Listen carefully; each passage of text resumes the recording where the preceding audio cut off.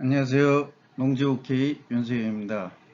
오늘부터는 일주일에 한두 번 정도 제가 방송한 유튜브 내용이나 또는 제 강의를 들으신 분이나 이런 분들이 궁금해하는 사항 이런 것을 가지고 짤막하게 5분 이내에서 설명을 드리고자 합니다. 그래서 오늘은 지식인에서 질문한 사항인데 농지연금을 타는 농지에 대해서 농사를 지어야 되는데 산림수종에서 인정되는 게 어떤 건지 또는 기타 작물 중에 어떤 것들이 인정되는지에 대한 질문을 하신 것입니다. 이 내용을 보더라도 지난번에 제가 식량작물 하면서 농지에서 재배 가능한 작물에 대한 설명을 한번 드린 적이 있습니다. 그래서 우리가 농지에서 재배 가능한 것은 식량작물, 보리 같은 것을 비롯해서 그 다음에 콩팥 등 두류, 고구마, 감자 등 서류, 그 다음에 참깨 같은 작곡류 등이 수백 종이 있다 그랬어요. 그 다음에 원예작물로 무배출 같은 채소류나 향신채류, 고추 같은 과채류 이런 것들도 많이 있다. 그 다음에 화훼나 과수작물 등 원예작물이 많이 있다. 약용작물로서 도라지, 인삼 이런 것들을 비롯해서 오갈피나무나 고치뽕 같은 이런 다년생 작물까지 헤아릴 수 없이 많을 것이라고 얘기했습니다. 조림수나 조경수의 경우에는 재배와 구분할 필요가 반드시 있습니다.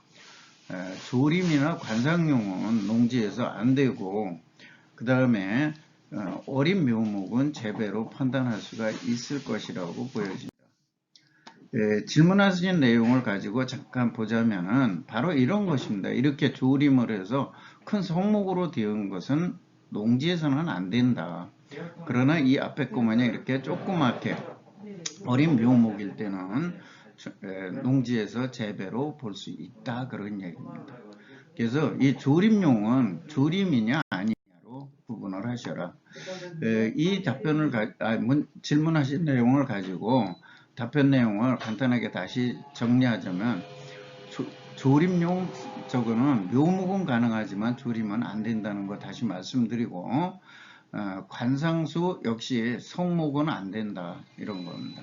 그 다음에 유실수 같은 것들도 관리가 잘 된다면 재배로 볼 수 있지만 관리가 안 되고 있다면 그것은 재배로 보기 어렵다. 약초 역시 마찬가지입니다.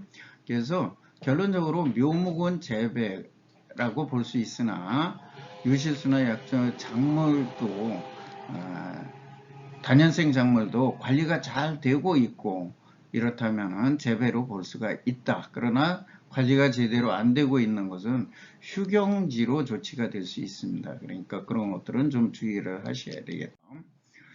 재배와 조림 관상용은 사진으로 간단하게 보자면 이렇게 어린 묘목을 재배하는 것은 재배다. 이거 역시 어린 묘목을 지금 소나무인데 재배하고 있는 건 이건 재배다.